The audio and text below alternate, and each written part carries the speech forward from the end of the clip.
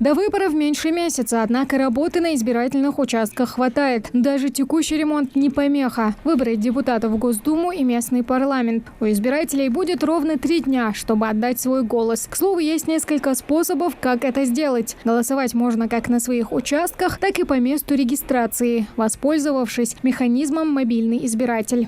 Что побудило вас прийти сюда, проголосовать?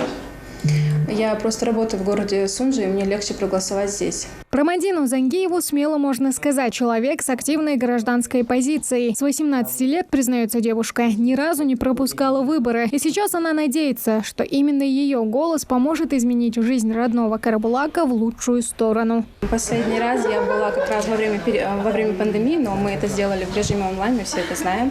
А также последние выборы в 2018 году, если я не ошибаюсь, тоже были выборы. Я ходила. На сегодняшний день у нас стоит очень актуальная проблема воды.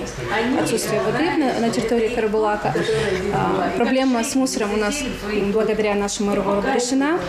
Но я надеюсь, хоть как-то обратят внимание и как-то займутся уже реконструкцией водопровода. Подать заявку и стать мобильным избирателем можно до 13 сентября. Только в Сунже такой возможностью уже воспользовалось более 150 человек. Эту замену открепительным удостоверением, за которыми надо было ездить в родной регион, ввели еще в 2017 году. Теперь на сайте госуслуг, в МФЦ или в местном избиркоме можно выбрать подходящий участок. Вообще я проживаю в станице Троицкой, но поскольку работаю в городе Сунжи, то мне было бы удобно проголосовать именно здесь, в городе, там, где я работаю.